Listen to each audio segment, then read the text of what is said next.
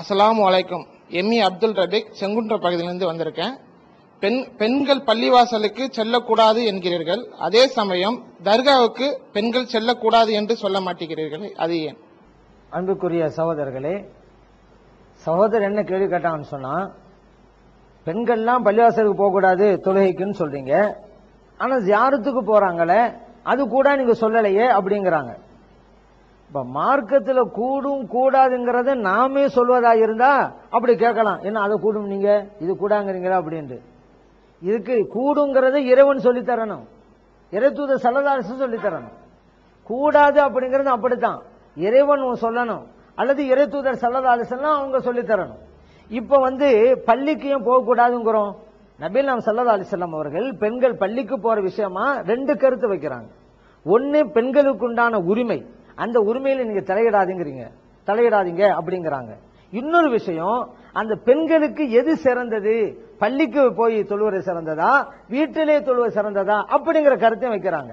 இப்ப பாருங்க, நபிகள் ஸல்லல்லாஹு அலைஹி வஸல்லம் சொன்னாங்க, லா தம்னஉ நிசாஅக்கும் அல் மசாஜித, உங்களுடைய வீட்டு பெண்களை பள்ளிக்கு செல்வதிலிருந்து நீங்க தடுக்காதீர்கள் அப்படின்னாங்க. இதை வச்சுக்கிட்டு தான் சில பேர் தடுக்காதீங்க நபிகள் ஸல்லல்லாஹு சொல்லிட்டாங்களே ஏன் தடுக்கிறீங்க அப்படிங்கிறாங்க. இது பாதி கிணறு தாண்டது. ஹதீஸ்ல இன்னும் இருக்குது, கொஞ்சத்தை படிச்சது கொஞ்சத்தை விடலாமா? தாண்டனா முழு கிணறையும் தாண்டணும், இல்ல சும்மாவாவது இருக்கணும். பாதி கிணறு தாண்டனா உயிருக்கு தான் ஆபத்து ஏற்படும். அதே போல ஹதீஸ முழுமையா படிக்கணும், தனக்கு தேவையான பாதியை மட்டும் எடுத்துக்கிட்டு மீதியை விட்டுறக்கூடாது. அது ஹதீஸ் இன்னும் முழுமை பெறலங்க. எப்படி முழுமை பெறுதுன்னு கேட்டா, நபிகள் ஸல்லல்லாஹு அலைஹி வஸல்லம் சொல்றாங்க, புயூத்துஹுன்ன கைருல் லஹுன்ன, ஆனால் அந்த பெண்கள் வீட்டிலே தொழுவதுதான் அவர்களுக்கு சிறந்தது. அப்படித்தான் ஹதீஸ் முடிக்குது. இது அபூதால பதிவு செய்யப்பட்டிருக்கு. ஃபர்ஸ்ட், பெண்களுக்கு உண்டான உரிமை, போறேன்னு சொன்னா நீங்க தடுக்காதீங்கிறது, இது நமக்கு சொல்லப்பட்டது. அடுத்து பெண்களை பார்த்து சொன்னது, பெண்களே நீங்கள் பள்ளிக்கு போய் தொழுவதை விட வீட்டிலே தொழுவதுதான் சிறந்தது.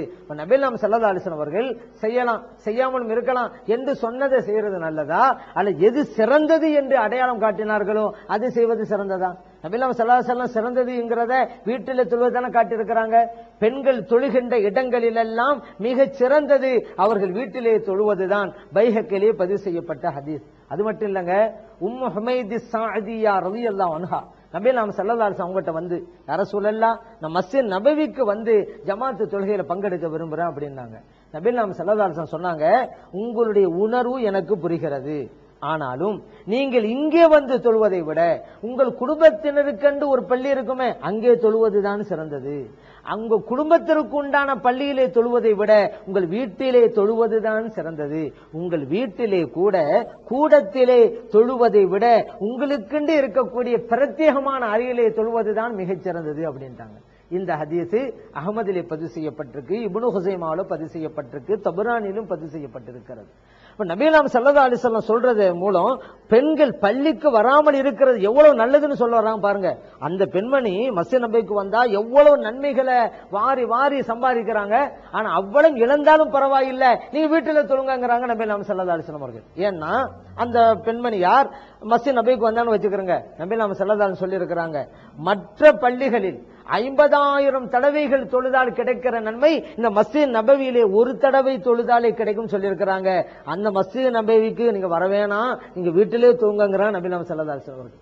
50,000 மடங்கு நன்மைகளை இழந்தாலும் பரவாயில்லை, வீட்டில தொழுங்க. அது மட்டும் இல்லங்க, அங்கே வந்தால் ஜமாத்திலே பங்கெடுக்கிறார்கள். தனித்து தொழுவதை விட ஜமாத்தா தொழுதா 27 மடங்கு நன்மைகள் அதிகம் கிடைக்கும்ங்கிறாங்க. இந்த சூழ்நிலையும் கூட பெண்மணி யாரே, இந்த 27 மடங்கு நன்மை கிடைக்காவிட்டாலும் பரவாயில்லை, நீங்க வர வேணாம், வீட்டில தொழுங்கிறாங்க நபிகள் ஸல்லல்லாஹு அலைஹி வஸல்லம். அது மட்டுமா, ஒரு நபிக்கு பின்னாலே தொழுகிற வாய்ப்பு எல்லா காலத்து மக்களுக்கும் கிடைக்குமாங்க? அங்க மஸ்ஜித் நபவிக்கு வந்தா இமாமாக நிற்பது ஒரு இறை தூதர் ஸல்லல்லாஹு அலைஹி வஸல்லம், அவங்களுக்கு முன்னால் தொழுது எவ்வளவு பெரிய பாக்கியம். ஆனா ஸல்லல்லாஹு அலைஹி வஸல்லம் பெண்மணியை பார்த்து சொல்றாங்க, இது கிடைக்காவிட்டாலும் பரவாயில்ல, இங்க வர வேணாம், வீட்டிலே தொழுங்கிறாங்க. அப்படின்னா என்ன அர்த்தம்? ஒரு பெண்மணி வீட்டிலே தொழுவதுதான் மிகச் சிறந்து என்பதை எவ்வளவு வலியுறுத்தி சொல்லிட்டாங்க.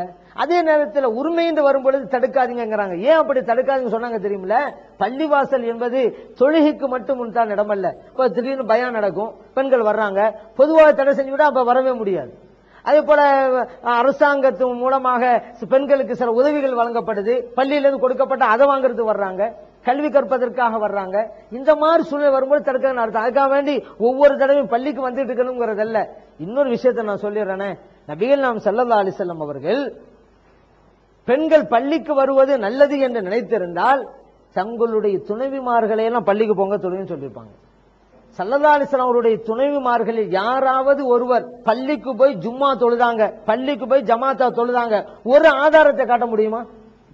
ரமலான் மாதத்துல நபிகள் ஸல்லல்லாஹு அலைஹி வஸல்லம் அவர்கள் அந்த இரவெல்லாம் நின்று வணங்குவதோடு தங்களுடைய குடும்பத்தினரும் எழுப்பி வணங்க வைப்பார்கள். ஏன் அவ்வளவு பெரிய நன்மை நம்ம மட்டும் பெறக்கூடாது, குடும்பத்தினரும் பெற வேண்டும் என்பதிலே கவனம் செலுத்திய ஸல்லல்லாஹு அலைஹி வஸல்லம் அவர்கள் பெண்கள் பள்ளிக்கு போற நல்லன்னு சொன்னா தங்களுடைய துணைவிமார்கள் ஃபர்ஸ்ட் அனுப்பி வச்சிருப்பாங்க. காமிக்க முடியுமா? ஸல்லல்லாஹு அலைஹி வஸல்லம் துணைமார்கள் யாரா ஜமாத்தா போய் தொழுதாங்க பள்ளியில போய் காமிக்க முடியுமா? ஏன் அந்த துணைமார்கள் புரிந்திருந்தாங்க. நபிகள் ஸல்லல்லாஹு அலைஹி வஸல்லம் அவர்கள் பெண்கள் வீட்டிலே தொழுவதுதான் சிறந்தது என்று நினைக்கின்ற போது அதற்கு மாற்றமாக அவருடைய துணைமார்களை செய்வாங்களா? அதனாலதான் போல. அது மட்டும் இல்ல, அப்துல்லா இப்னு மஸ்ஊத் ரலியல்லாஹு அன்ஹு சில பெண்கள் இதை மீறி வருவாங்கல்ல, ஒவ்வொரு காலகட்டத்தில் சில பேர் அப்படி செய்வாங்கல்ல, ஜும்மா தொலைக்கு இப்படி யாரா வந்தாக்கா பொடி கற்களை எடுத்து எரிந்து விரட்டுவாங்க. ஏன் எதிர்ப்பு தெரிவிக்க, எங்க வரீங்க போங்க. இந்த ஹதீஸ் இப்னு ஹுஸைமாவிலே பதிவு செய்யப்பட்டிருக்கிறது, பைஹக்கிலே பதிவு செய்யப்பட்டிருக்கிறது.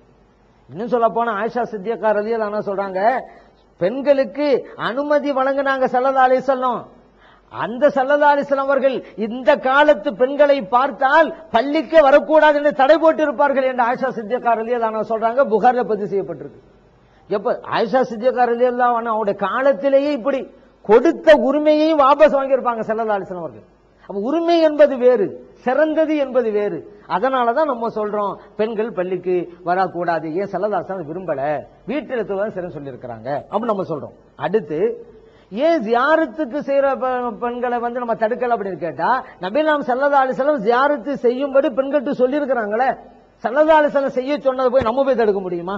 இப்ப ஆயிஷா சித்திகா ரலியல்லாஹு அன்ஹா நபிகள் ஸல்லல்லாஹு அலைஹி வஸல்லம் அவங்கள்ட்ட வந்து கைஃப அகூலு லஹும் யா ரசூலல்லாஹ், ஸல்லல்லாஹு அலைஹி வஸல்லம் அவர்களே நான் கபிரிஸ்தானுக்கு போனா எப்படி நான் சொல்றதுன்னு கேட்கிறாங்க.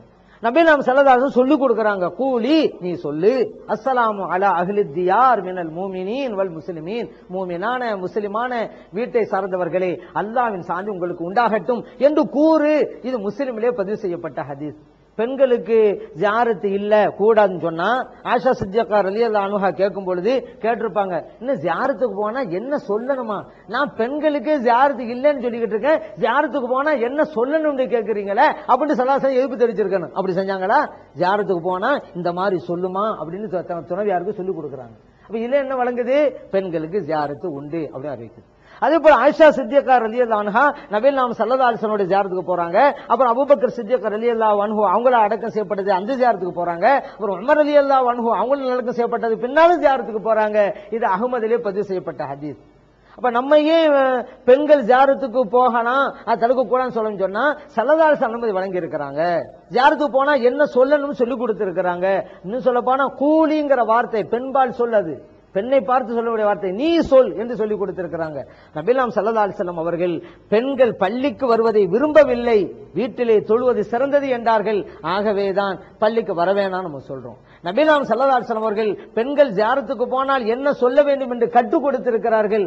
ஆகவேதான் பெண்கள் ஜியாரத்துக்கு போகலாம் அப்படிங்கிறோம். ஆக ரெண்டுக்குமே வழிகாட்டுதல் இறைத்தூதர் ஸல்லல்லாஹு அலைஹி வஸல்லம் அவங்க தானே தவிர நாம ஒரு கருத்தை கூடும் கூடாது என்று சொல்லவில்லை.